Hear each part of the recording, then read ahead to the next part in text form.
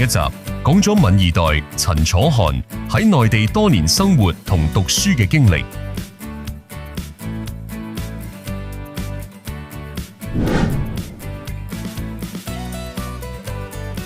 外表俊朗、活潑好動嘅佢，以前曾經諗過入行影視圈發展，但最後佢都改變咗主意。頭先我都有提到啦，我對主持都有興趣嘅。咁嗰陣時我喺大學嗰陣時選擇專業嗰陣時，我諗住去北京嘅一啲戲劇學院咧，應該係咁就係讀翻啲主持專業啦。咁後尾屋企人咧咁就多幫我分析翻啦。咁啊香港啦，咁如果你之後要翻去香港工作，咁香港又係國際金融中心啦。喂，咁咪啱㗎啦，去讀金融啦。咁我真係讀咗金融喎。雖然冇報到自己心心念念嘅主持人專業，轉行做金融之後，靠香港獨特嘅法律制度同國際市場優勢，陳楚涵嘅事業發展都幾順利。咁我做嘅第一份工作咧，咁係喺新加坡銀行嘅一間銀行裏面啦，咁係做翻基層嘅。咁就做咗幾年咧，咁都由細做大啦，咁就做到個全球嘅 best of the best 啦，係放翻全球 top 1、top 2表現嘅人士啦。點解我哋香港可以吸引到咁多嘅一啲叫做世界各地嘅人嚟我哋香港嚟做金融咧？係正因為一國兩制體制之下嘅一個佢嘅優勢啊！因為香港用嘅咧咁就係 common law 普通法，咁就外國啲人咧咁就會嚟，咁就唔會有一個法律上面嘅一個抵觸啦。咁就有啲咩法律都可以照用翻嘅。尤其是我哋香港有司法獨立啦。仲有好多優勢啦，咁令到啲投資者都好放心喺香港。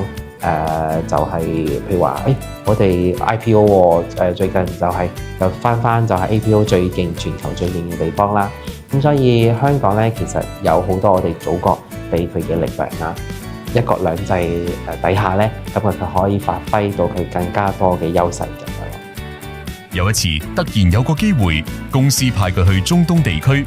呢個經歷令佢有機會融入一帶一路嘅大時代洪流，對未來發展有咗更多認識。委派到咁就去中東嗰邊去拓展呢個機構喺杜拜一個branch 咁樣嘅。咁初時三唔識七喎，咁點算呢？咁都係由翻當地一啲華人機構啊，同埋就阿聯酋嘅嗰陣時嘅領事館張大使。咁就幫我哋介紹翻，就係話當地嘅一啲文化啊，同埋我哋祖國裏面有啲咩人啊、咩機構喺嗰度，大家真係好團結嘅喎。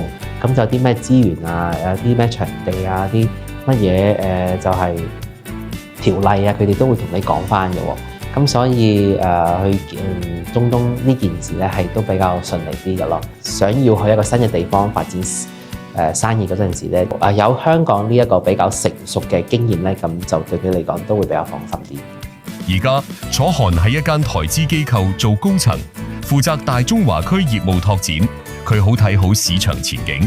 咁尤其是咧，咁就喺唔同嘅金融機構都做過啦，咁身邊都累積咗唔同嘅資源啦。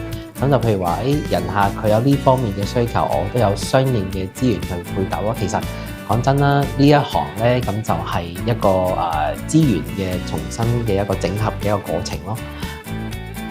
近排楚涵又報讀咗博士學位，對佢嚟講係挑戰，更加係機遇。相信佢未來嘅路會更加精彩。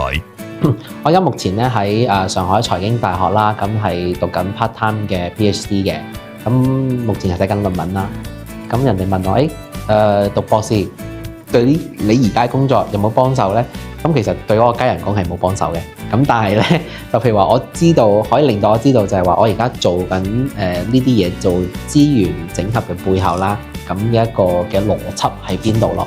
咁所以其實會對我嘅一啲知識嘅體系認知啊，都會更加有個深入嘅一個認識咁樣咯。